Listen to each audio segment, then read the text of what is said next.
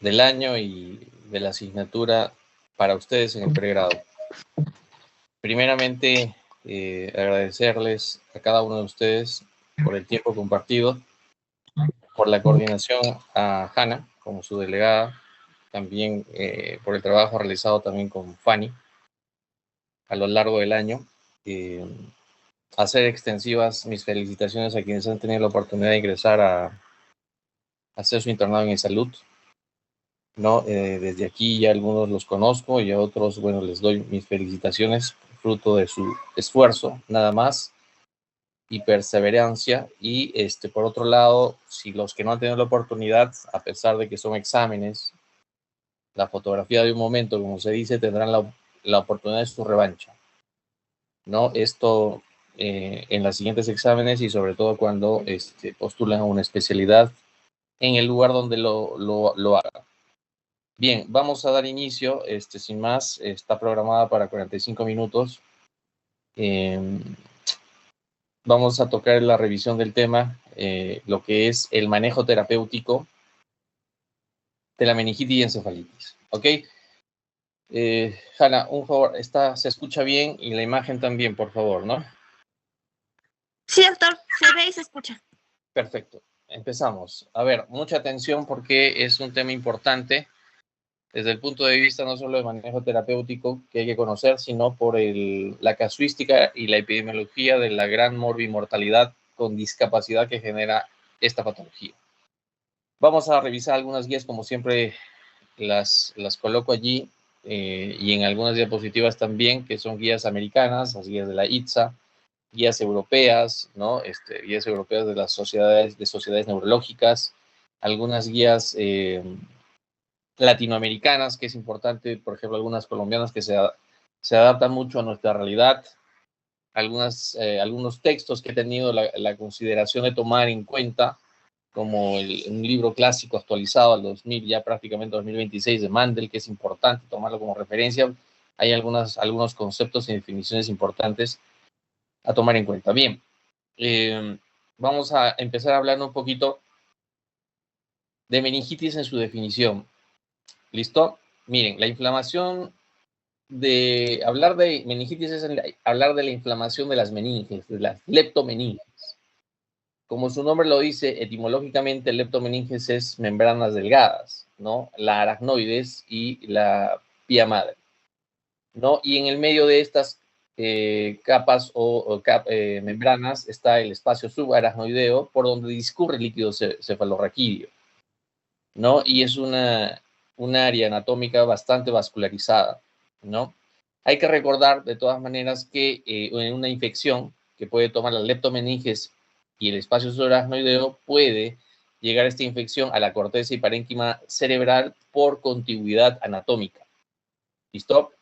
En la anatomía, como recordarán el famoso DAP, ¿no? De la dura madre o paquimeninge, aracnoides y pía madre, pues hay que recordar estas tres capas, ¿no? Externas, y recordar debajo del aracnoides el espacio subaracnoideo, que es justamente esta área anatómica comprometida en una meningitis, que puede llegar a ser una encefalitis también por contigüidad, ¿no? Por una estrecha relación anatómica.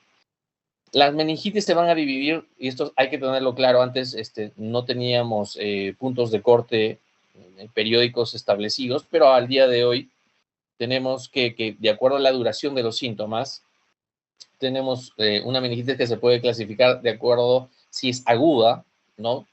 Con un inicio de los síntomas y una duración de los síntomas de horas a días, menos de 5 días, una meningitis subaguda entre 5 y 30 días y una meningitis crónica que es más de 4 semanas. ¿Por qué es importante esta clasificación?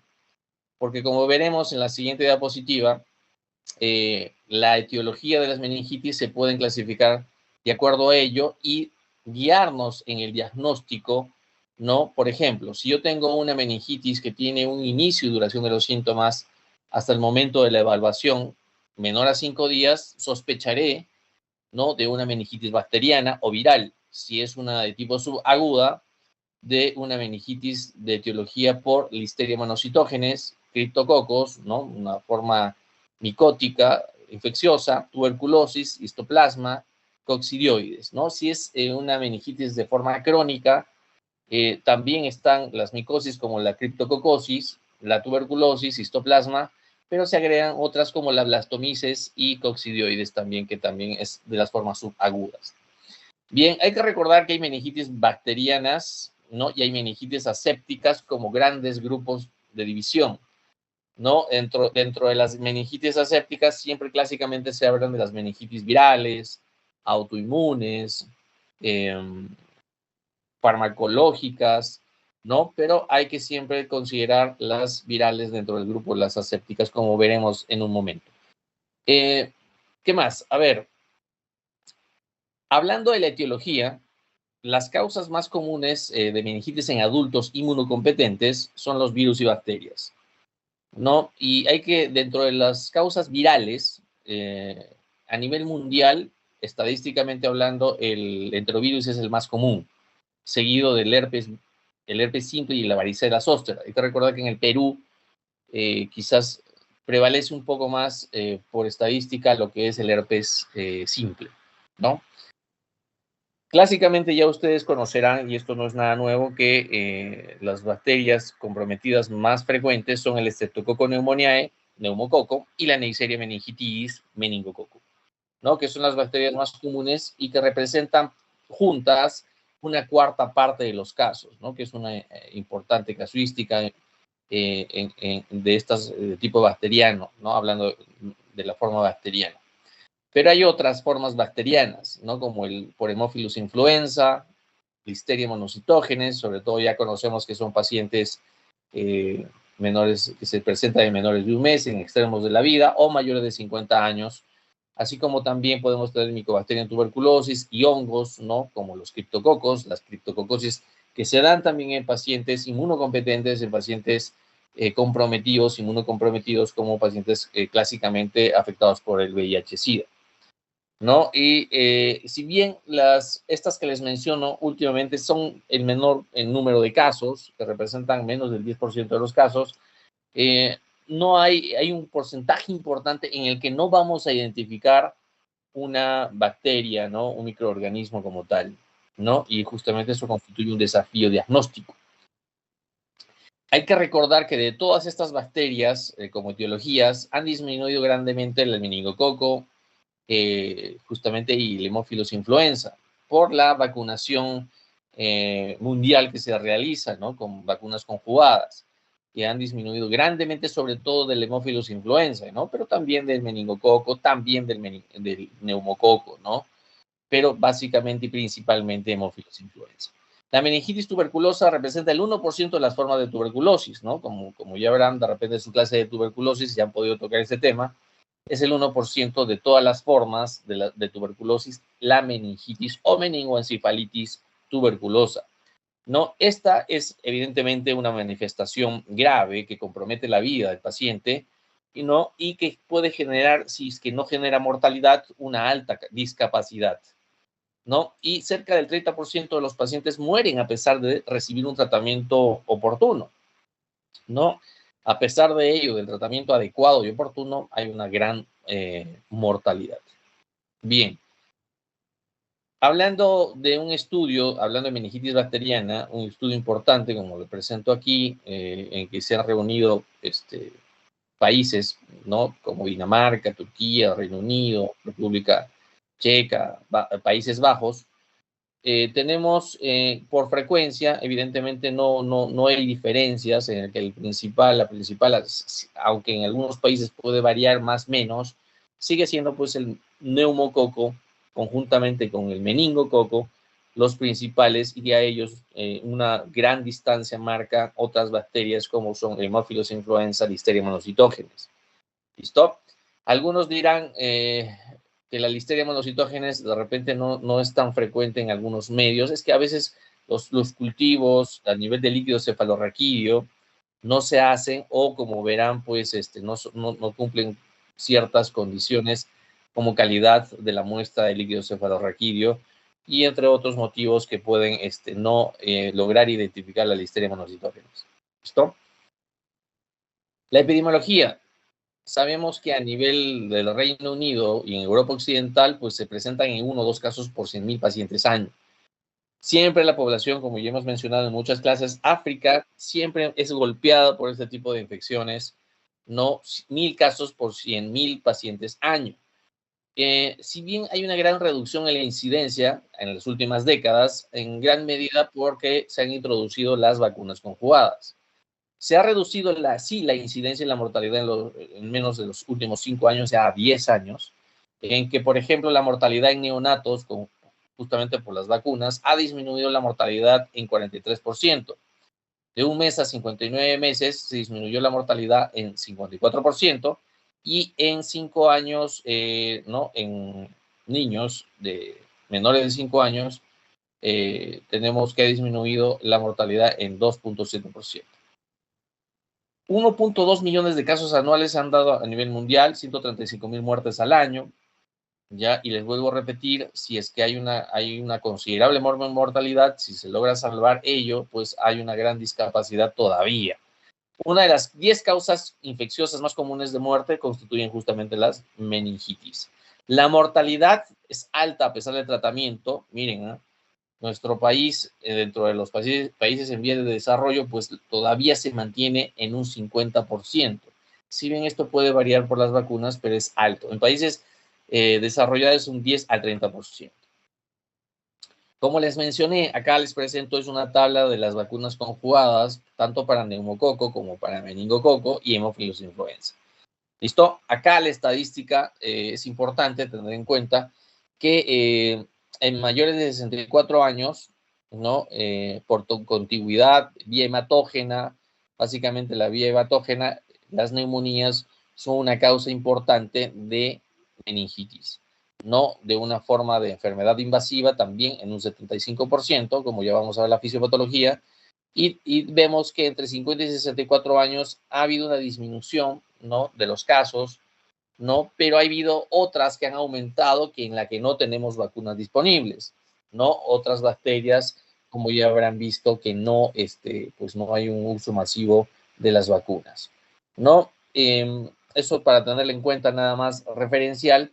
Y hablando de meningitis bacteriana, si bien ya se viene estudiando la meningitis bacteriana desde 1805, ¿no? En la que siempre era fatal en esos años, ¿no? En la actualidad, pues son 5 de 100.000 casos en Europa y Estados Unidos, y evidentemente en el tercer mundo o en vías de desarrollo, pues esto es muchísimo más, 10 veces más, 50.000 por 100.000 casos. El grupo más afectado, preescolares, en un 95%. La mortalidad, ya les dije, viene siendo alta, aún más en recién nacidos, 50%, 10% de niños mayores. Las secuelas neurológicas, es importante todavía en 16 a 25%, ya van a ver el tipo de secuelas, sobre todo la pérdida auditiva, ¿no? La discapacidad neurológica que puede también conllevar, como veremos más adelante. La epidemiología, y esto es algo que también es importante tener en cuenta. La meningitis, esto tomado de esta revisión, la meningitis bacteriana adquirida en la comunidad, ha cambiado estadísticamente, ¿no? Evidentemente por las vacunas. Quizás la bacteria más que ha visto el descenso en la casuística más importante es Haemophilus influenza tipo B. Luego le sigue meningococo serogrupo C, y por las vacunas neumocócicas conjugadas que cubren justamente los serotipos 7, 10 y 13. Esto dio lugar, como veremos, en una reducción de la incidencia de meningitis bacteriana en niños, ¿no? Y actualmente en la mayoría de pacientes son adultos, ¿no? Evidentemente, si tienen una discapacidad, una pérdida auditiva a temprana edad, pues esto lo lleva de por vida, ¿no? Hasta una vida adulta. Mucho condiciona su vida futuro, y es por eso importante hacer un diagnóstico oportuno, sobre todo en edades tempranas. Los patógenos importantes dependen justamente del huésped, la edad del paciente y factores predisponentes, como veremos, ¿no? Su estado de inmunosupresión, sus comorbilidades. La fisiopatología es importante entenderla, porque muchas preguntas se han hecho aquí, muchos exámenes han abordado esta tablita vista de una u otra manera, ¿no? En que hay eventos tempranos, eventos intermedios y eventos tardíos. ¿Listo? En los eventos tempranos, fisiopatológicamente hay una llamada fase 1, ¿no? Es una llamada fase inflamatoria, ¿no? De liberación de citoquinas proinflamatorias, ¿no? Debido a la invasión bacteriana y consecuentemente a la invasión del espacio subaracnoideo por donde discurre justamente principalmente el líquido cefalorraquídeo. Acá clínicamente solo va a haber de repente cefalea, fiebre, para pasar a una fase 2 en que puede haber una encefalopatía de tipo a nivel debajo de la pía madre, ¿no? Inducida por esta cascada inflamatoria de citoquinas y otros mediadores químicos. Aquí podemos encontrar ya algunos signos, además de la cefalea y la fiebre, meningismo, ¿no?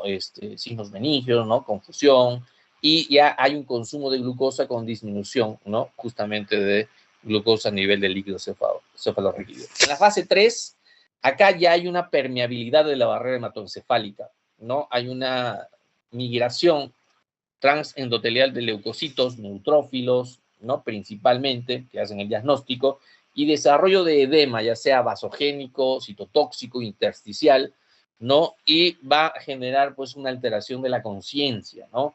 Una elevación de la presión de apertura del líquido cefalorraquídeo, una hiperproteinorraquia y pueden haber síntomas, signos focales.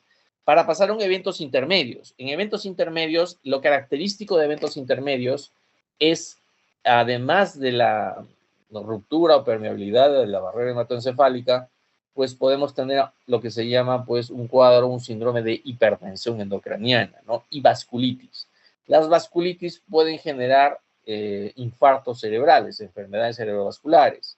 Y acá la clínica es mucho más florida, ¿no? Hay un compromiso mayor de la conciencia, convulsiones, síntomas focales neurológicos y signos como, por ejemplo, compromiso o alteraciones ya de pares craneales, ¿no? Hay que recordar que los pares craneales son afectados clásicamente en mayor porcentaje en meningitis de causa viral, pero también de tipo tuberculoso. Lo que va a decidir mucho aquí es si es de tipo agudo, subagudo, ¿no? De acuerdo a la clasificación y el grupo etario afectado. Y eventos tardíos puede haber un daño neuronal focal ya con de repente signos de parálisis, coma, ¿no? Un deterioro cognitivo notable, ¿no? Y probablemente la muerte en casos que no se traten oportunamente. ¿Listo? Bien. En cuanto a los agentes etiológicos de la meningitis bacteriana, van a depender, como les dije, de la edad y del huésped, del estado inmunológico y los factores de riesgo. Por ejemplo, es muy diferente un paciente si es fumador, diabético, alcohólico, de uno que no lo es, ¿no? Y en quienes desarrollan una rinorrea de líquido cefalorraquídeo en casos de fractura de base de cráneo, ¿no? Una rinorraquia, por ejemplo, ¿no? En los pacientes adultos inmunocompetentes, los agentes frecuentemente aislados en una meningitis bacteriana aguda, de acuerdo a la clasificación, son el Streptococcus pneumoniae y la Neisseria meningitidis en hasta un 80% de los casos, seguido por la Listeria monocitógenes, que hay que hacer la salvedad del grupo etario, extremos de la vida, ¿no? Pacientes embarazadas, ¿no? Estados inmunosuprimidos, que también van a tener una frecuencia importante. Los bacilos gram negativos como Escherichia coli, Klebsiella, ¿no? Enterobacter, Pseudomonas aeruginosa, que para los cuales no hay pues vacunas masivamente difundidas, distribuidas, pues si bien han ido aumentando, constituyen un 10% de los casos. Hemófilos influenza de tipo B, que es alrededor del 10%, es una causa menos frecuente de acuerdo a la inmunización universal. Ahora bien, esto es algo nuevo que se viene hablando, por ejemplo, que las meningitis por Listeria monocitógenes, como les dije, el grupo etario más frecuente es a partir de los 50 años. En otras bibliografías se encontrarán más de 60 años, asociadas, por ejemplo, también a alcoholismo, hepatopatía, nefropatía, en inmunodeficiencias, diabetes, cáncer o uso de fármacos inmunosupresores. El problema muchas veces de que el paciente a partir de esta edad no tiene muchas veces una evolución desfavorable, es que no se da la medicación para de forma empírica para este microorganismo que es la Listeria monocitógenes. Se pasa muchas veces por alto y esto muchas veces genera un desenlace, una evolución tórpida y un desenlace fatal, ¿no? Y a veces creemos que es un germen resistente, cuando no lo es y simplemente se omite no el tratamiento para esta bacteria. Por otro lado, Tenemos hemófilos influenza que da una mortalidad del 3 al 7% y el estafilococo aureus que afecta entre 1 y 2% de los casos en adultos y se asocian a enfermedades específicas, y esto es importante, factores predisponentes para estafilococo aureus y hemófilos influenza, ¿no? Por ejemplo, la otitis, la sinusitis para hemófilos influenza y las endocarditis para estafilococo aureus. En Neisseria meningitidis meningococo, las infecciones virales favorecen este tipo de infecciones, defectos del complemento, y me voy adelantando aquí porque el meningococo tiene una gran afectación dérmica, ¿no? Muchas veces esto me permite hacer un diagnóstico mucho más oportuno, más rápido, ¿no? Porque, como sabemos, las meningitis por meningococo tienen una evolución rápida y hasta fulminante. El estreptococo neumonía está asociado, al igualmente que las bacterias antes mencionadas, a neumonías, otitis, mastoiditis, sinusitis, endocarditis, y es la causa más frecuente en los pacientes que sufren una fractura de base de cráneo, ¿no? Con fuga de líquido cefalorraquídeo, con rinorraquia, como les dije. Acá, como les dije, acá les he mostrado en esta tablita, justamente el texto Mandel, que está actualizado, ¿no? Factores predisponentes de acuerdo a la edad, ¿no? Las bacterias más frecuentes, y así como también el estado de inmunosupresión, cuáles son las bacterias que en primer lugar casi en la mayoría, como verán, excepto en menores de 23 meses, que quizás varía un poco, es siempre el meningococo, ¿no? Le siguen de cerca pues el neumococo, y le sigue de cerca el meningococo, ¿no? En estadios o edades más tempranas, pues allí es el Streptococcus galastiae, el predominante, y en fracturas de base de cráneo el neumococo, seguido del hemófilos influenza, Streptococcus del grupo A. En pacientes que sufren trauma cerebral, ¿no? O después de una neurocirugía, pues Staphylococcus aureus, ¿no? Es importante en sus diferentes serotipos o cepas. ¿Listo? Meningitis bacteriana. La neumocócica tiene una mortalidad del 15 al 30% en adultos, 5 al 15% en niños, pero deja un gran porcentaje de secuelas del 30%. El meningococo, la meningitis meningocócica, como les dije, tiene muchas veces una evolución fulminante, con o sin meningitis, ya sea podemos tener shock tóxico por un meningococo y tener una evolución rápida, fulminante. La mortalidad, como verán, es 6 al 10% y el 20-80% muchas veces desarrollan sepsis. 11 al 19% tienen algún grado de complicación o secuela, y como les dije, si es una forma fulminante se da en menos de 24 horas. El peor pronóstico se da en casos de sepsis, bacteriemias, comas, crisis epilépticas, por ejemplo, condiciones asociadas al alcoholismo, diabetes mellitus, inmunosupresión y trauma encefálicos, ¿no? Los famosos TEC. Ahora bien, esto constituye, como les dije, una emergencia médica. Sufrir de meningitis o hay la sospecha, hay que dar tratamiento empírico de forma rápida, ¿no? Hay que hacer un diagnóstico oportuno y, evidentemente, dar un tratamiento empírico oportuno. Ahora bien, esto es importante reconocer en la clínica la semiología del paciente. No, ustedes conocerán típicamente que hay una triada clásica, ¿no? De meningitis, que es la fiebre, la rigidez de cuello y las alteraciones del estado mental. Pero esta triada no siempre se va a presentar, ¿ya? Hay una frecuencia y hay una sensibilidad y especificidad para hablar de esta triada. Por ejemplo, la triada clásica es más frecuente en pacientes que tienen meningitis neumocócica. Sí, se puede encontrar más que en una meningitis meningocócica, ¿no? Miren, en un 58 a un 27%, casi la mitad de los casos, podemos encontrarla en relación a una u a otra. La fiebre, la cefalea, los vómitos, el estado de conciencia alterado, la rigidez de nuca, son manifestaciones frecuentes en una meningitis tuberculosa. Miren, ¿eh? Si ustedes se van a dar cuenta que en un paciente con meningitis tuberculosa va a tener un gran compromiso de conciencia, con o sin afectación de paredes craneales, que con el tratamiento muchas veces van a mejorar espectacularmente, no solamente con el tratamiento específico, que puede tomar un tiempo en generar su efecto terapéutico, sino que el uso de corticoides es lo que hace la diferencia en el tratamiento, como vamos a ver. En meningitis tuberculosa, en estadios más avanzados es frecuente el compromiso de paredes craneales, cuales clásicamente están reconocidos por frecuencia el sexto par, el séptimo, el tercero y cuarto par, ¿no? Con una pérdida visual y déficit focal, ¿no? Lo que hace espectacularmente muchas veces la mejoría cuando se da el tratamiento adecuado.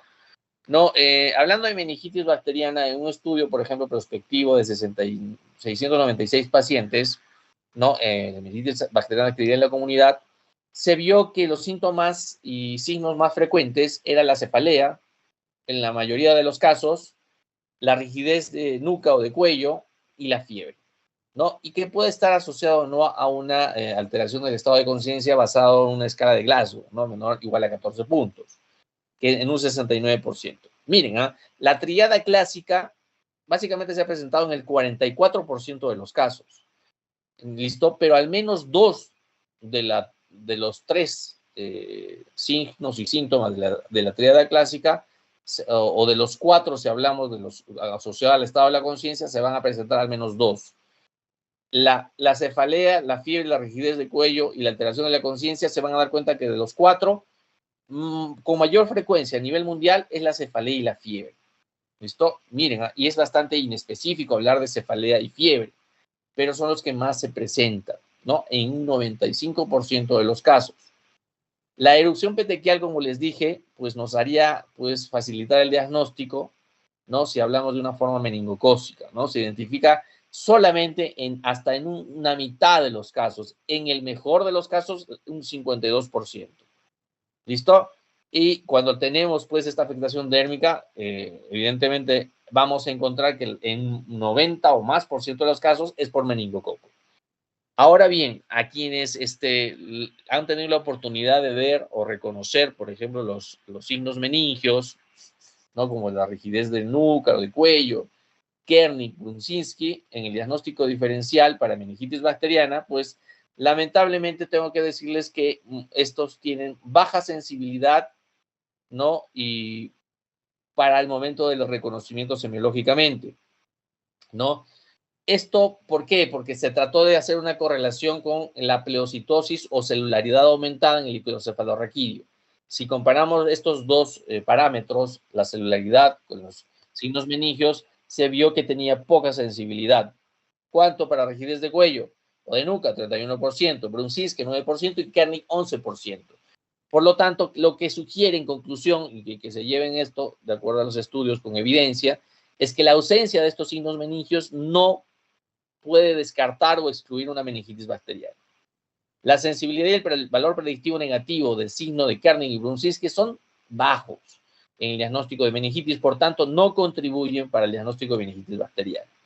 ¿Listo? Por lo tanto, tienen que hacer una evaluación integral, ¿no? En el que evalúen la conciencia, la afectación de paredes craneales, el déficit focal, además de los signos meningios, ver el aumento de la presión, signos de hipertensión endocraniana, que el simple hecho de tener una alteración de la conciencia me puede hacer sospechar de una meningitis. Y el antecedente de trauma, está de más decirlo, ¿no? Ahora bien, en diferentes países, como verán allí, de igual manera, el signo o síntoma más importante, como verán, ¿no? Es prácticamente la cefalea, ¿no? Y la fiebre, ¿no? En casi se repite en la mayoría de estudios en los diferentes países. Si bien allí tenemos otros, ¿no? Como las náuseas, vómitos, la rigidez de nuca, ¿no?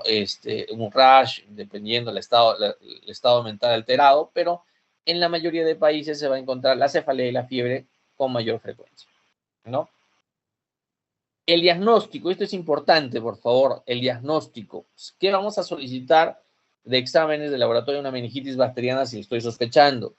Pues las 3 Cs, ¿no? Sangre, bueno, en inglés, ¿no?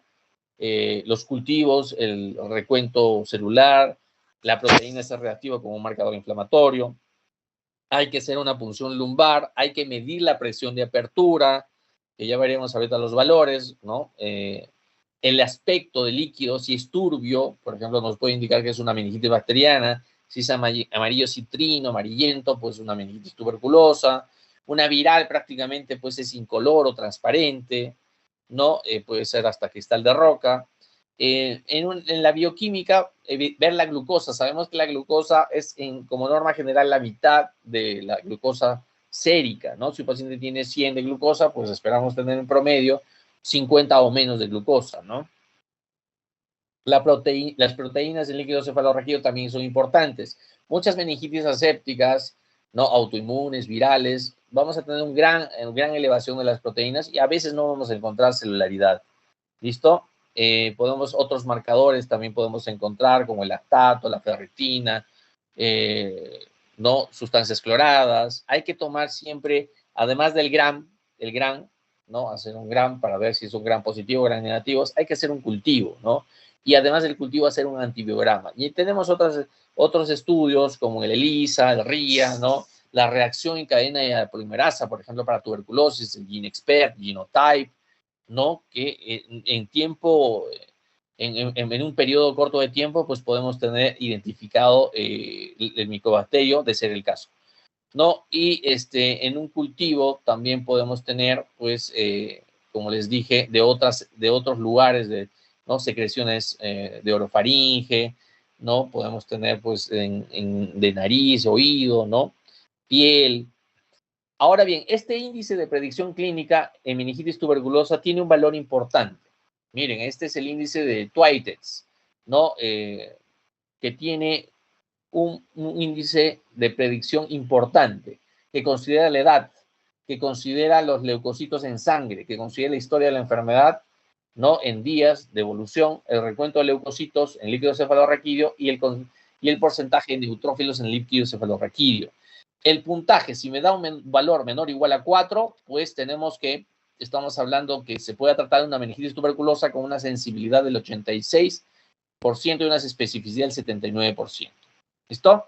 Me va a ayudar y es de utilidad. Otra cosa que es importante, las imágenes. En meningitis tuberculosa es importante evaluar bien la tomografía y la resonancia magnética, ¿no? Porque si se realizan con contraste, se han descrito 4 hallazgos importantes. Muchas veces se deja de lado las imágenes si sospechamos de meningitis tuberculosa, ¿no? La clínica, la edad del paciente, la evolución, el tiempo de días, ¿no? Ya nos da una idea, la tabla, el índice de Twitez y además podemos tener las imágenes. ¿Qué hallazgos podemos encontrar? El realce meningio basal, un realce, ¿no? Se resalta, ¿no? Con el contraste en las cisternas subaracnoideas basales y ocasionalmente en las convexidades cerebrales, ¿no? Cisuras silvianas y el tentorio. Además que podemos observar signos de hidrocefalia, ¿no? Infartos y tuberculomas intracraneanos.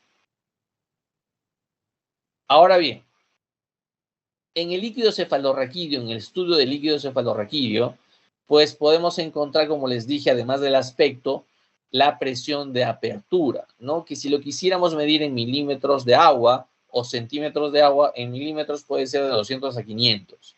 Ya les dije, el estado turbio, no puede decir, pues, por el aumento de celularidad a nivel sobre todo de glóbulos blancos, leucocitos, o puede haber también glóbulos rojos, bacterias y o proteínas. En una meningitis tuberculosa, la presión de apertura es bien elevada, es marcada, hasta en un 50% de los casos. Ahora bien, en una meningitis bacteriana no tratada, ¿no? Podemos encontrar leucocitosis tan elevadas como de 1000 o más células por milímetro cúbico y evidentemente con compromiso de polimorfo nucleares, neutrófilos, en más del 80% de los casos. El líquido cefalorraquídeo puede estar positivo hasta en un 85% si no recibieron tratamiento antibiótico previo. Si recibieron tratamiento antibiótico previo, el rendimiento del cultivo disminuye hasta un 10 al 20%. ¿Listo? Otra cosa importante es, tanto en niños como en adultos, es importante los niveles de proteínas, la glucorraquia y la celularidad o pleocitosis del líquido cefalorraquídeo.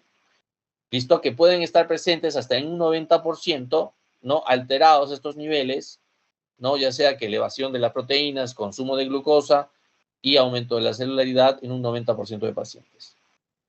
Puede estar el líquido cefalorraquídeo normal, sí podemos encontrarlo, tiene toda la clínica, tiene imágenes, tiene una presión elevada de apertura, pero el líquido es negativo.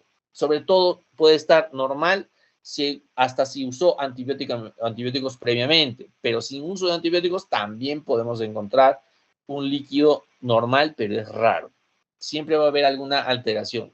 Puede ser que no tenga células, pero está aumentada las proteínas, o puede haber un consumo de glucosa.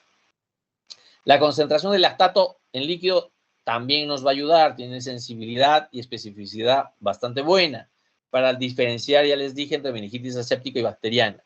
El lactato, que muchas veces no se pide, es de bastante utilidad, ¿no? Pero tienes hasta ciertas limitaciones también, sobre todo en los pacientes que han utilizado antibióticos o en aquellos que tengan ya una enfermedad del sistema nervioso central, no previamente, ¿no? Que tendríamos que hacer un diagnóstico diferencial. Ahora bien, la tinción de Gram debería utilizarse si me permite tener una tinción de Gram para establecer si son papeles de Gram positivos o Gram negativos y dar un tratamiento empírico. ¿Listo? Tiene una excelente especificidad y sensibilidad. El rendimiento disminuye, evidentemente, si ha recibido antibióticos previamente. Entonces, si es que son negativos, tanto el cultivo como el Gram no nos ayuda, podemos utilizar algunas pruebas como la reacción en cadena de la polimerasa. PCR, no estoy hablando de reactante de fase aguda, ¿no? Y que me permite, como ya les dije, el Genotype, GeneXpert, ¿no? Poder identificar el patógeno. Ahora bien, la prueba de aglutinación en látex es una prueba que se conoce como tinta china, que me permite establecer un valor el valor de diagnóstico en meningitis por criptococosis, ¿no? Micosis, y no tiene un valor que me pueda ser de utilidad de meningitis bacteriana. ¿Listo? Eso a tenerlo en consideración. En adultos y niños, en meningitis bacteriana, los hemocultivos son útiles para aislar, ¿no? De todas maneras, microorganismos que puedan haber llegado por vía hematógena, ¿no? El rendimiento, evidentemente, disminuye si han recibido antibióticos, ¿no? En la práctica clínica, es importante tener en cuenta esto y hago un resumen de todo lo más importante que se ha estudiado, que pueden haber otras infecciones bacterianas como sepsis, neumonías, ¿no? Y que tendríamos que hacer el diagnóstico diferencial con meningitis bacteriana. Y en estas situaciones, la proteína C reactiva tiene un valor como marcador inflamatorio, además de la procalcitonina, pero tienen limitaciones también en hablar de meningitis, ¿no? Puede ser de utilidad en sepsis, pero no tanto en meningitis bacteriana. ¿Listo? Cuidado, a quienes quieren diagnosticar con procalcitonina una meningitis, tiene poco valor. Ahora bien, el cultivo y a identificar el micobacterio ante una sospecha de meningitis tuberculosa es el estándar de oro. Hay una prueba, si no logro obtener un cultivo positivo para tuberculosis, hay una prueba que se solicita mucho que es la ADA, ¿no? Esta enzima adenosín deaminasa, ¿no? Que tiene cierta utilidad, pero limitada. Tiene un punto de corte, por ejemplo, igual a 10 unidades por litro en población pediátrica, con una sensibilidad del 94 promedio y especificidad del 90% promedio, ¿no? Y en adultos tiene que ser más bien mayor o igual a 11.3 unidades, ¿no? por litro, con una sensibilidad y especificidad respectivamente de 82 83%. ¿Listo? Pero evidentemente, si yo tengo la clínica, tengo la sospecha clínica, tengo la sospecha imagenológica, no tengo cultivos positivos y tengo un ADA que está bastante elevado, pues probablemente puedo ya tener un probable diagnóstico y dar un tratamiento empírico oportuno. En el seguro no tenemos esa prueba, pues la solicitamos muchas veces con el apoyo de los familiares para hacerlo fuera. Ahora bien, este es, como siempre digo, este es el corazón del tema y del diagnóstico, ¿no? Si bien, como les dije, puede tener un líquido, tener un líquido normal, ¿no? Un líquido que no tenga alteraciones, que es raro, pues esto nos ayuda muchísimo para el diagnóstico. Por ejemplo, si yo tengo una presión de apertura normal de 10 a 20, una presión por encima de 20 centímetros de agua, pues está elevado. ¿En cuáles voy a encontrar elevado? En las meningitis bacterianas, tuberculosas, micóticas por criptococo. pero en las formas virales va a estar normal o ligeramente elevado. Ya les dije del estado, el aspecto del líquido cefalorraquídeo. Va a estar turbio, hasta a veces purulento, en una meningitis bacteriana. Viral prácticamente va a estar normal, claro, transparente, no me va a ayudar mucho. En una meningitis tuberculosa puede ser que esté claro, pero también puede estar turbio, amarillento. Y en las formas micóticas de igual manera. El conteo celular o pleocitosis. Sabemos que el valor normal es que no debería haber células o que sean menos de 5 células o leucocitos. ¿Listo? Por microlitro.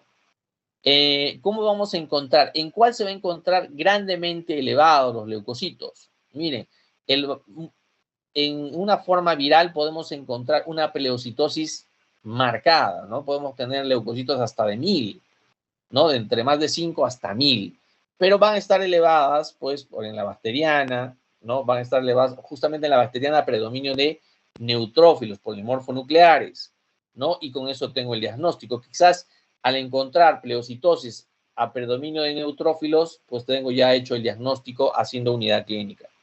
¿No? En la forma tuberculosa y micóticas, pues sí pueden estar elevadas entre 5 y 10 y 100 leucocitos, ¿no? Como verán allí, básicamente las formas predominantes, tanto en la viral, tuberculosa y hongos, son pues los mononucleares, ¿no? Los linfocitos. Y las proteínas, el valor normal puede ir en rango, pero normalmente es menos de 40 miligramos por decilitro y va a estar grandemente y marcadamente elevado en la meningitis tuberculosa. ¿Listo? Marcadamente elevado. Podemos tener valores de 200, 300, 400, en fin. Pero está levemente elevado en la forma viral y elevado pues en las bacterianas y micóticas.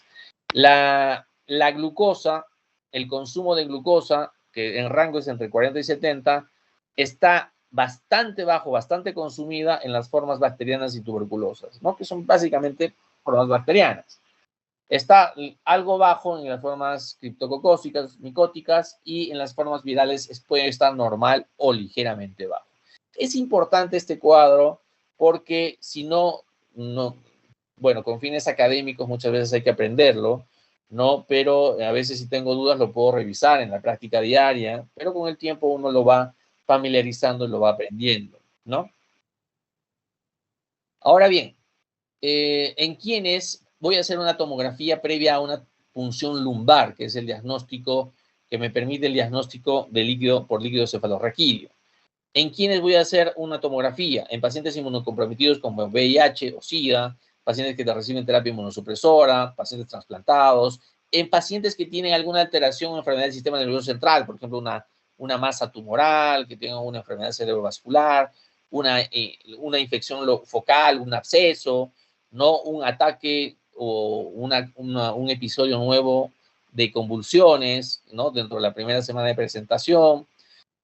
Podemos tener en casos de papiledema, en alteración anormal de la conciencia, en un déficit focal, neurológico. En todos ellos debo hacer una tomografía previo a una punción lumbar. ¿Listo? Más bien porque podríamos más bien generar complicaciones en vez de poder permitir un diagnóstico adecuado. ¿En cuáles se contraindica la posibilidad de una punción lumbar? ¿En quiénes está contraindicado? ¿No? En quienes básicamente, en pacientes que tengan papiledema, ¿no? En pacientes que tengan postura de descerebración, de corticación, ¿no? En pacientes que tengan una infección en el lugar de la punción donde se va a hacer, ¿no? Se contraindica en pacientes con hidrocefalia obstructiva, edema cerebral o herniación, ¿no? Que se visualicen en la tomografía o resonancia, ¿no? Esas son las absolutas. Y de las relativas, pues hay la hipotensión, la sepsis, las alteraciones de la coagulación, ¿no? Alteraciones focales, neurológicas, ¿no? Estados de coma, Glasgow menor a 8, igual a 8, estados epilépticos, convulsiones. Ahora bien, llegando a la parte ya del tratamiento y la terapéutica, hay que iniciarlo oportunamente y muchas veces de forma empírica. ¿Hay que tomar cultivos previamente? Sí, hay que tomar muestra para cultivos. Nunca se olviden. Al igual que en sepsis, la primera hora es fundamental porque todo ello reduce la mortalidad. Hay que valorar el patógeno, hay que valorar la resistencia. La resistencia ya sabemos de tipo genotípica o fenotípica, ¿no? Con un antibiograma. Y hay que evaluar la penetración del antibiótico en el líquido cefalorraquídeo. Muchas veces el uso de antibióticos junto con corticoides facilita que el antibiótico pueda ser permeable, mucho más permeable, y tener una mayor biodisponibilidad a nivel del sistema nervioso central. La resistencia, como les dije, ha aumentado para el neumococo. Si bien la incidencia ha disminuido con las vacunas, pero la resistencia evidentemente ha aumentado por el uso indiscriminado de antibióticos. Ahora bien, ¿qué antibióticos voy a dar de forma empírica, en el tratamiento empírico? ¿No? Recomendaciones acá, por ejemplo, puedo darlo las recomendaciones terapéuticas en base al GRAM. Si es GRAM positivos, tenemos básicamente pues, el neumococo y el meningococo. ¿Qué antibióticos recomendados se dan? Básicamente son 2 medicamentos que se van a utilizar: vancomicina y cefalosporina de tercera generación.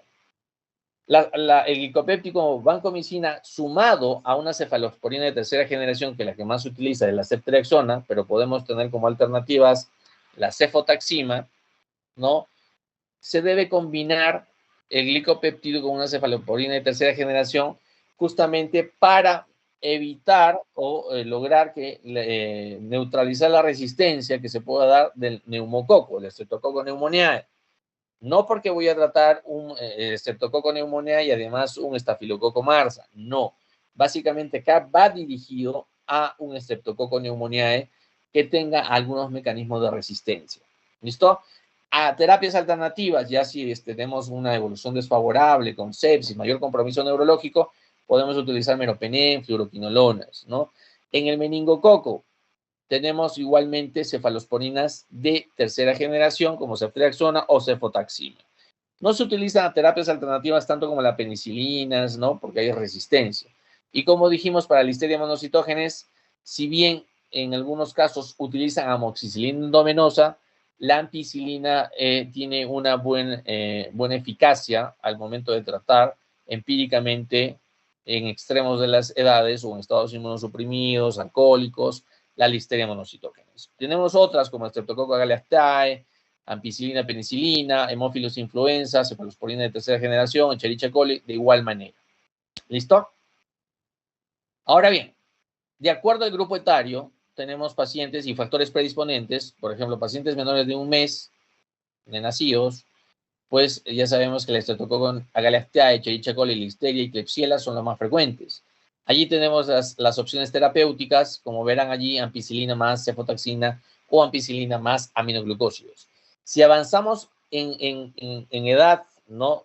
Ya sea de mayor edad, de 1 a 23 meses, de 2 a 50 años o más de 50 años, en general la terapia estandarizada es utilizar una cefalosporina de tercera generación y un glicopéptido como vancomicina, ¿no? Evidentemente individualizando que no vaya a haber una reacción adversa al medicamento previamente, que sea alérgico a los betalactámicos, que ha hecho una reacción a comicina o que tenga problemas renales, ¿no? De todas maneras hay que individualizar. Pacientes que tengan un trauma cerebral craneal, pues también de igual manera son la primera opción.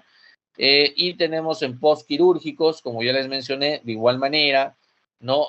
Podemos también utilizar el esquema de vancomicina más ceftazidima si estamos sospechando de pseudomonas aeruginosa o vancomicina más meropenem. No podemos también tener fuga o shunts del líquido cefalorraquídeo en el que las especies o cepas de estafilococcus son las más frecuentes. Y allí tenemos los esquemas terapéuticos basados en combinar vancomicina con algunas cefalosporinas. ¿Listo? Ahora bien, ya para llegar al término de la exposición, tenemos que tener en cuenta, de acuerdo ya, no empíricamente ni de acuerdo al GRAM, ya cuando hemos identificado, aislado la bacteria, podemos darle un tratamiento de acuerdo a la concentración inhibitoria mínima, ¿no? Esto ya teniendo un antibiograma, ¿no? Y podemos dar Streptococcus pneumoniae, darle un tratamiento ya mucho más basado en el antibiograma, como vancomicina, cefalosporina de tercera generación, o también cefotaxima o ceftriaxona más vancomicina, ¿no? De igual forma para Neisseria, ¿no? Listeria. Ya hemos hablado un poco más de lo mismo, pero esto ya es de forma identificada, la bacteria ha sido identificada de acuerdo al antibiograma y se ha establecido su concentración inhibitoria mínima. Ahora bien, es importante no generalizar la dosis estandarizada, porque vamos a tener pacientes pediátricos, neonatos, niños y adultos. Es mejor manejar las dosis, y ha sido muchas veces preguntado en exámenes, las dosis por miligramo por kilo peso. ¿Listo? Si tuviésemos un neonato, un infante, un adulto, pues allí están las dosis. Y hay que resaltar algo en las dosis. Las dosis son usualmente el doble de lo que utilizarían, por ejemplo, para otro tipo de infecciones, por ejemplo, una neumonía.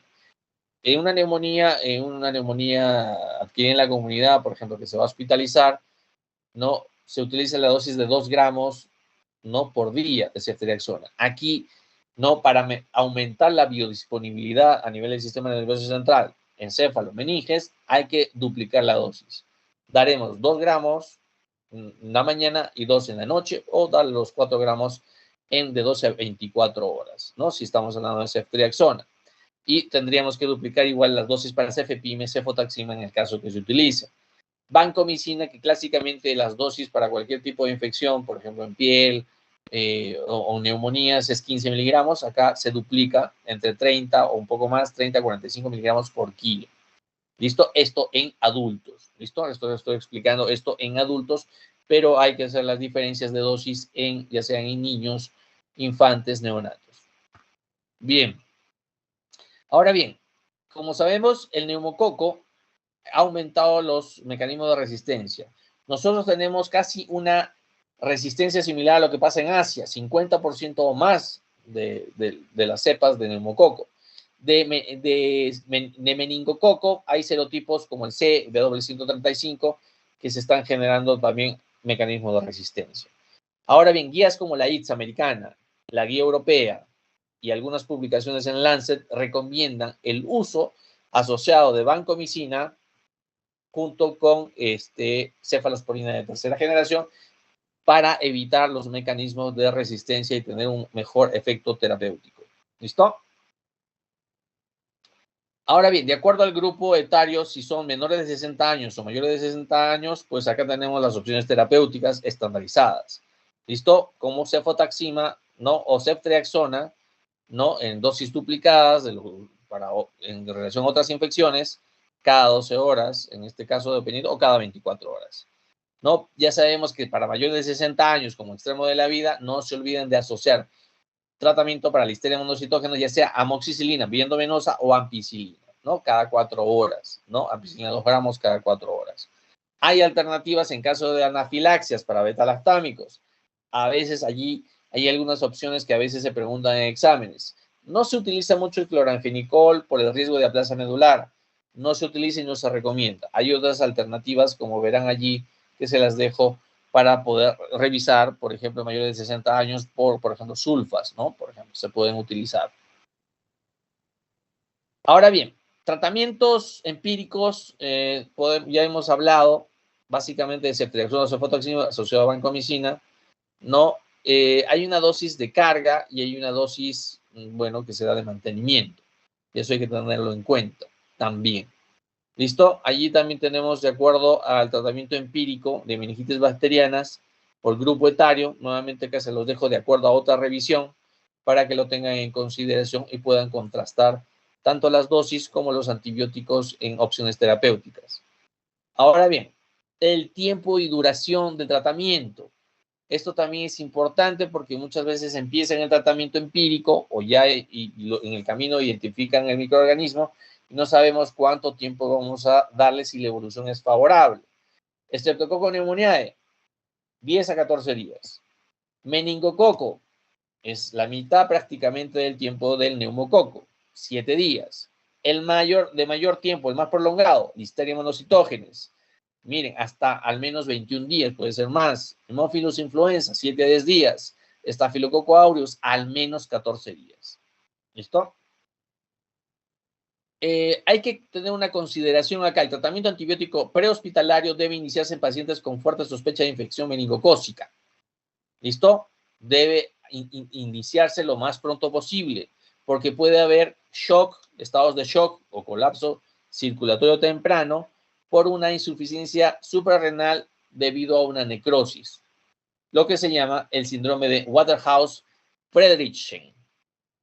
Para otros pacientes, se debe considerar el tratamiento antibiótico previo a la admisión solo si se anticipa una demora de más de 90% en el caso que vaya a hacerse una transferencia hospitalaria, ¿no? Porque hay que, como sabemos, hay un estado fulminante, ¿no? Que puede generar como en este síndrome que les menciono.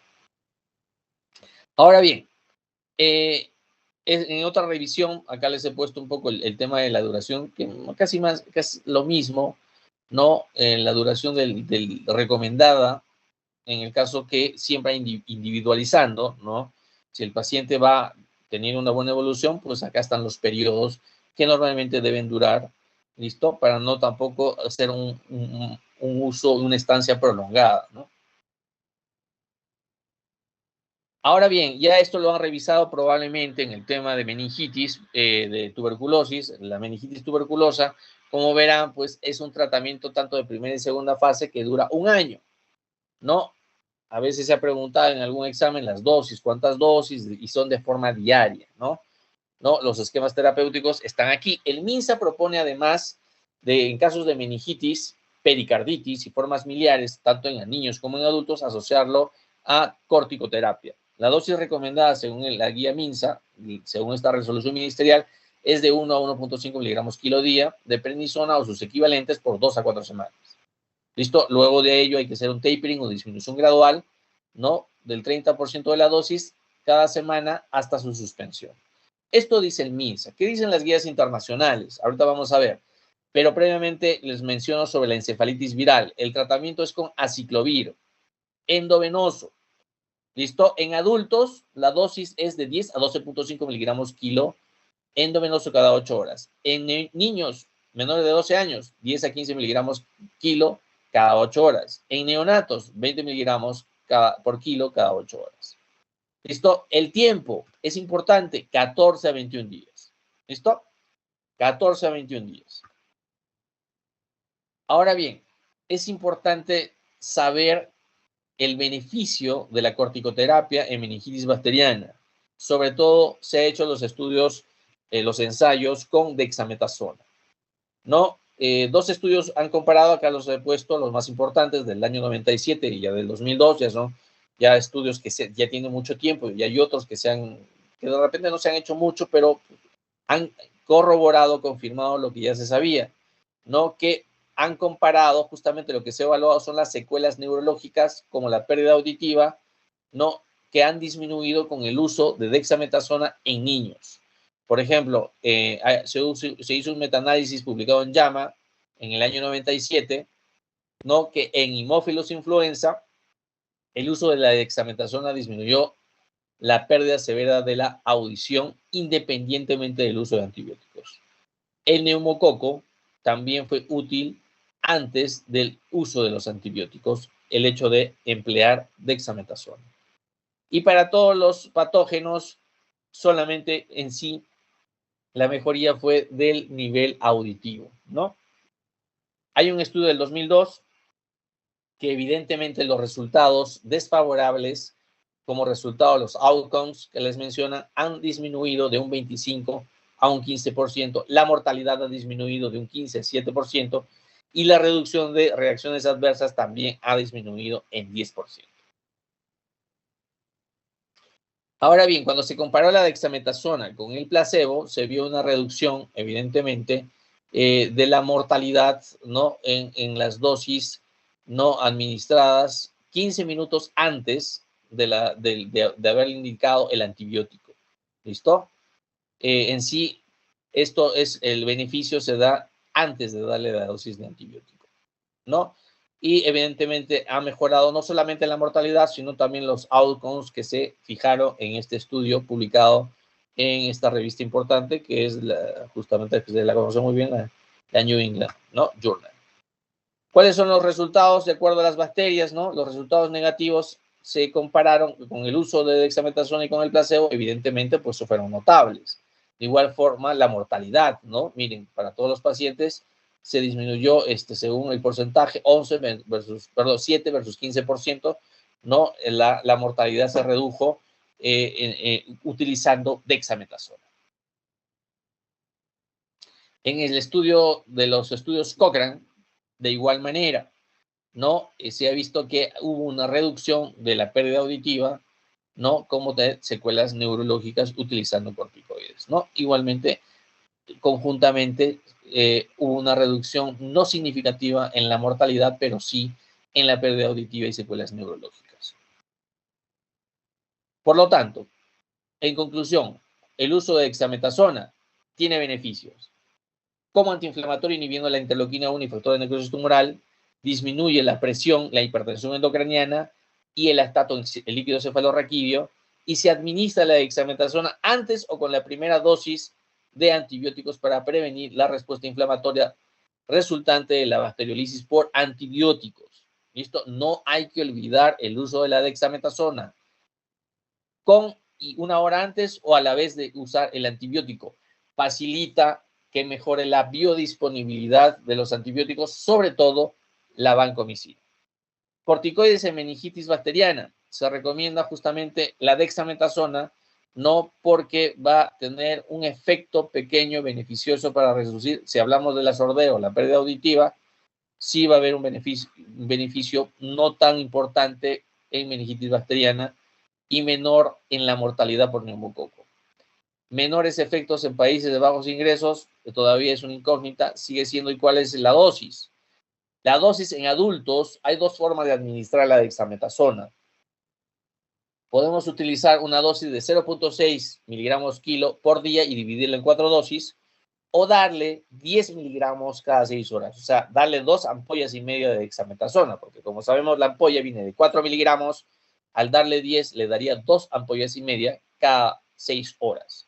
Esto está fundamentado en varios estudios ya desde hace muchos años. ¿Listo? Antes o con la dosis inicial de antibióticos. En niños, 0.15 miligramos por kilo cada 6 horas, ¿no? En adultos, 0.15 miligramos por kilo cada 6 horas. Tiempo.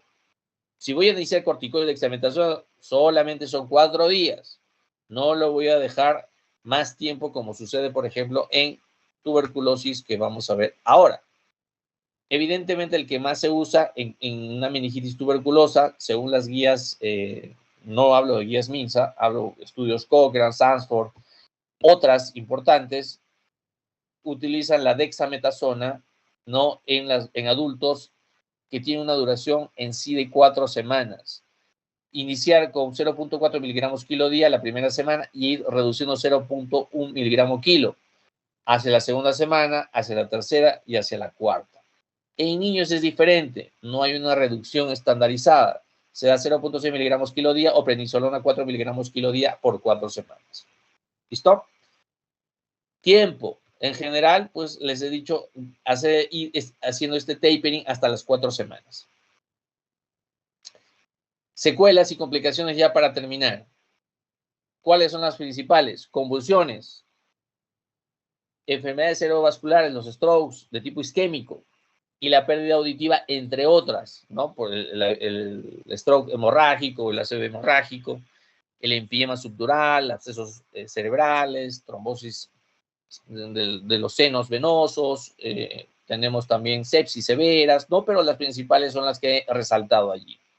¿Listo? Ya para terminar, les presento un casito nada más para los que están atentos y despiertos, ya siendo la hora avanzada y siendo también la última clase por mi lado. No sé que por ahí tienen todavía alguna.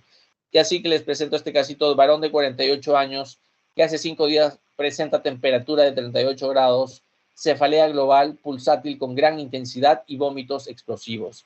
Miren, el líquido cefalorraquídeo, y allí tenemos la tablita, está turbio, las células están, hay 10.000 células por milímetro cúbico, a predominio de neutrófilos, y la glucosa en 38, proteína 260. ¿Cuál es la etiología más frecuente y qué tipo de meningitis es? A ver, ya me han levantado rápidamente la mano, o sea, ya están muy atentos. A ver, el primero que me levantó la mano según lo que tengo aquí es Pierre Terrazas. Mi pregunta son dos básicas. Son solo dos. En este caso, Pierre, si no me contesta, Gerson.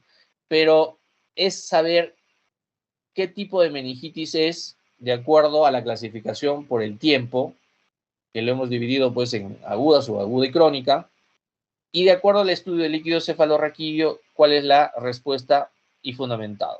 A ver, por Pierre, ¿qué nos Ah, tienes? buenas noches, doctor. Con respecto a la primera pregunta, como vemos el caso, dice hace 5 días, ¿no? Entonces estaría entrando dentro de el agudo, ¿no? Donde tenemos bacteriano y viral. Y con respecto al líquido cefalorraquídeo, lo más resaltante es el predominio de neutrófilos, ¿no? Y ya básicamente con decirnos neutrófilos, ya nos vamos orientando y como es agudo a un bacteriano, complementando que tiene disminución de la glucosa y las proteínas aumentadas, ¿no? Pero lo más determinante es la celularidad, bueno, en este caso.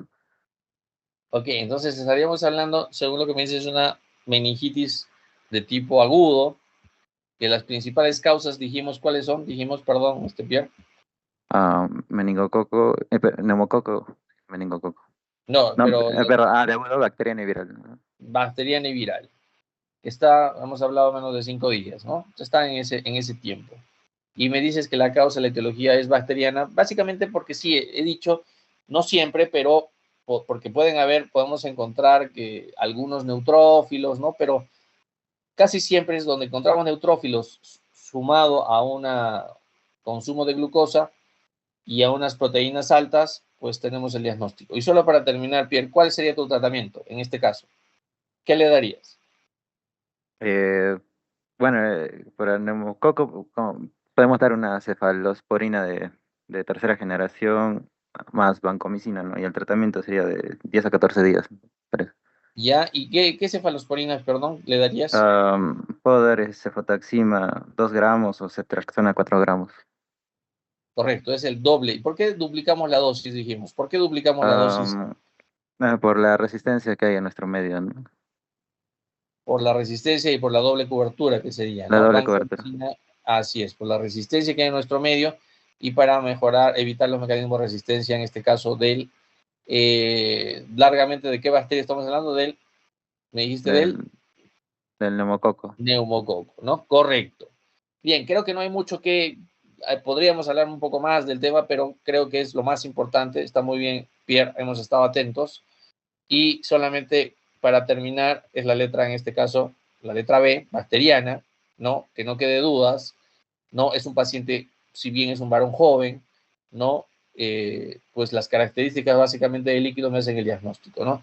Tiene clínica de cefalea, probablemente también tenga algún, de repente, signo de hipertensión endocraniana, habría y vómitos explosivos, ¿no? Bien, y para terminar, a ver, paciente mujer de 20 años.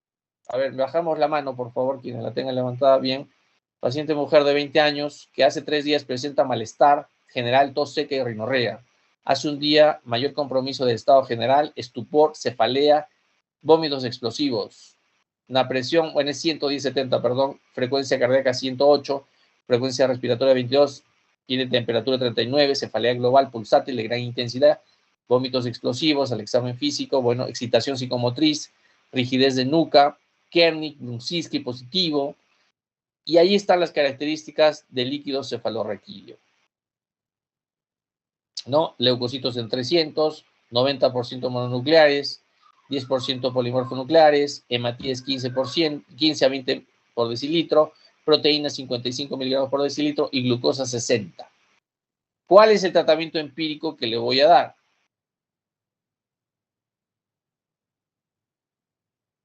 Evidentemente, si le hablo de tratamiento empírico, es que debo saber, Gerson, el diagnóstico y el tratamiento. A ver, Gerson.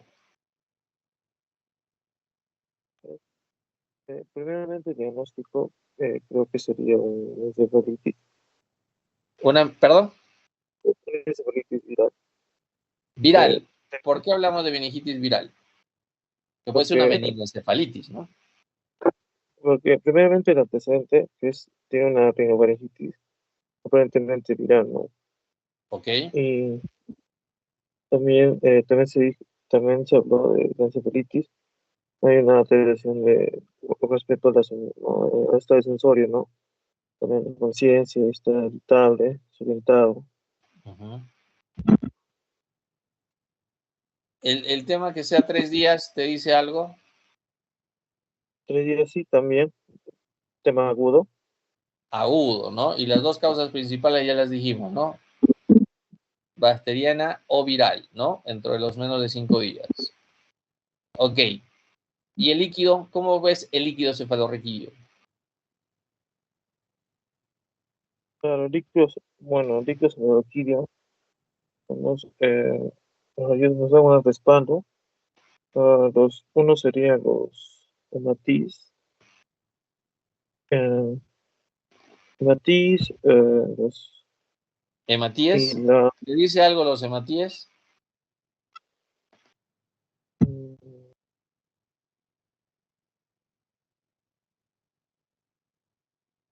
también vamos a encontrar lo que son los leucocitos. También, ¿y por qué viral? Por los polímeros moleculares de bajo porcentaje, pues fecha más linfático, ¿no? Polimorfonucleares es bajo, pero mononucleares es 90%. Evidentemente, si tú me dices solamente basado en el líquido, yo podría pensar que podría ser eh, tuberculosis, podría ser micótico, ¿no? Evidentemente ya bacteriano lo descartas, ¿no? Evidentemente, porque no me Proteínas, habla pues doctor. de polimorfonucleares, como me dices, ¿no? Y las proteínas están normales, están elevadas, ¿cómo está la glucosa? Están elevados, doctor, las proteínas. ¿Cuánto es el valor de proteínas? En líquido cefalorraquídeo, menos de 40. Ok, ¿y Y la glucosa? la glucosa,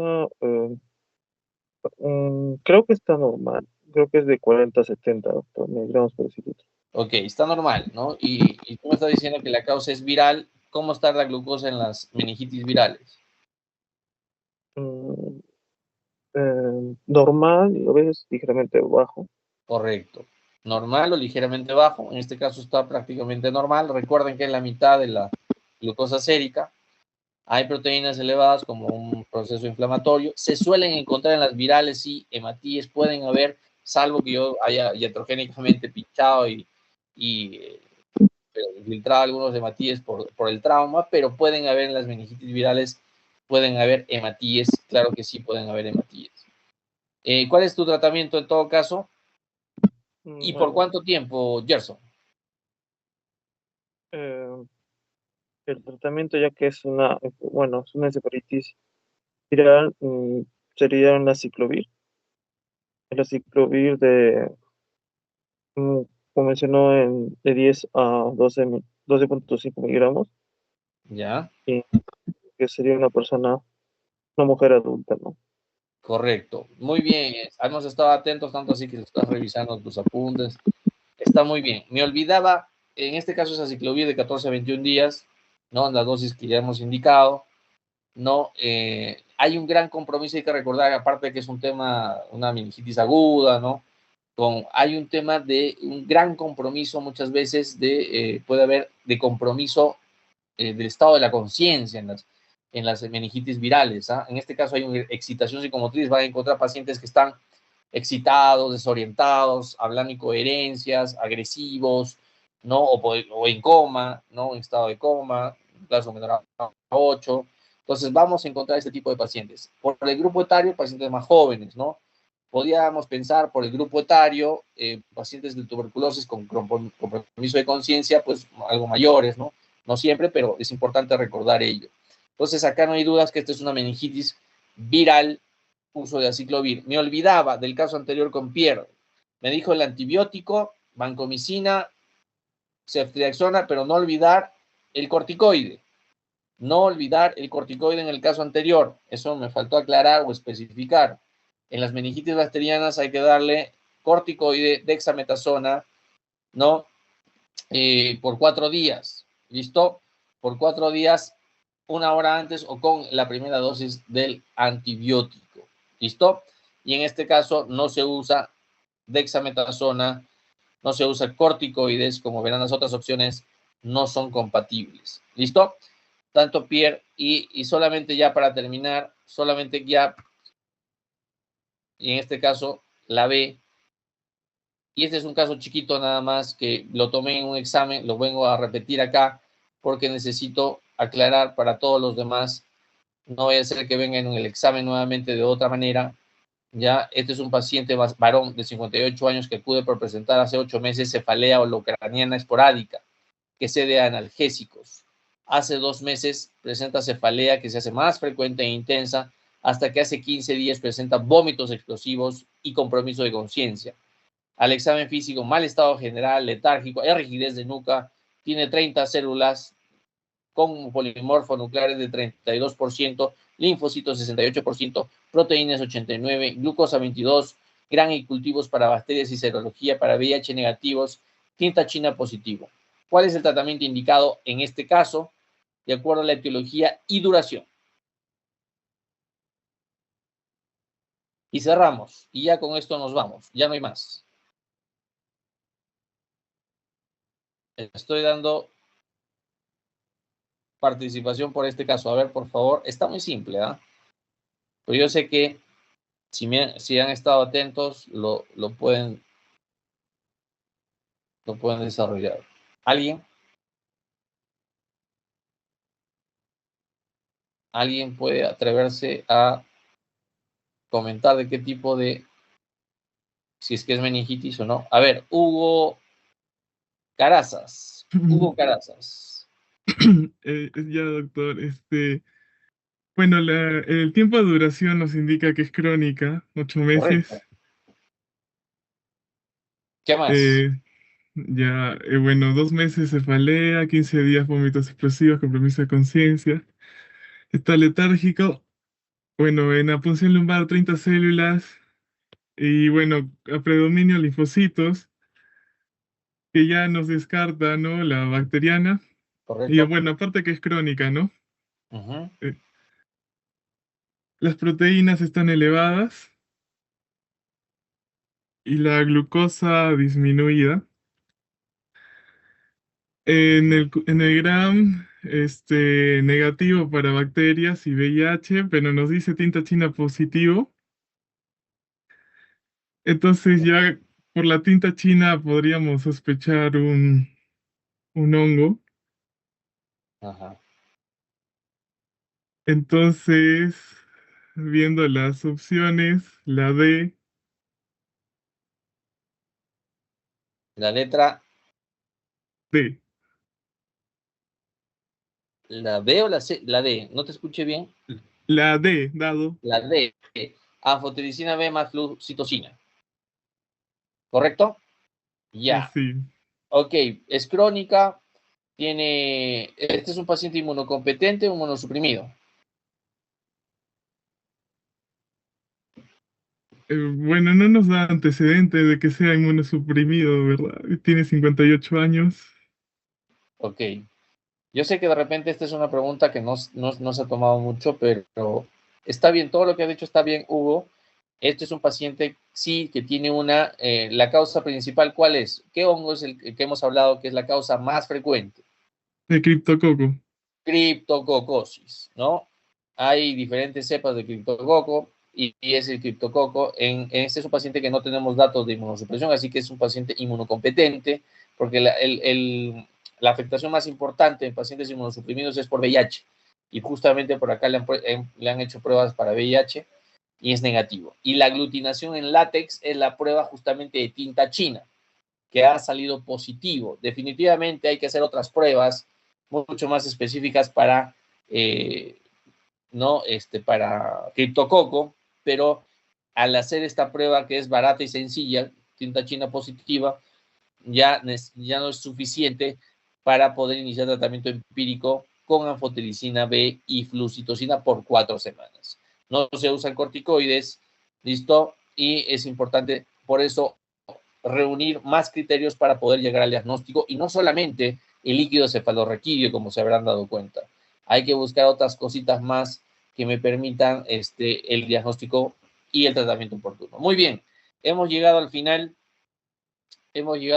Agradecer a todos, a cada uno de ustedes por el tiempo que se han prestado. Yo sé que hemos empezado un poco más de asistentes, hemos ido reduciendo, igual queda grabada la clase, ¿no? Yo sé que es un horario no habitual. Agradecer a Hanna por la coordinación en esta sesión y agradecer a cada uno de ustedes por haber compartido no solamente conmigo en las clases teóricas y a nombre del grupo de la asignatura, los docentes, conjuntamente con el doctor Luis Linares y el doctor José Montoya, ¿no? Yo sé que todavía queda pendiente algo. Les agradecemos por el esfuerzo hecho durante todo el año y nos estaríamos viendo próximamente en cualquier momento. Siempre saben que cuentan con nuestro apoyo, sobre todo el mío, como ya me conocen algunos, para en el futuro y también cuando ya pues también tengan la oportunidad de titularse,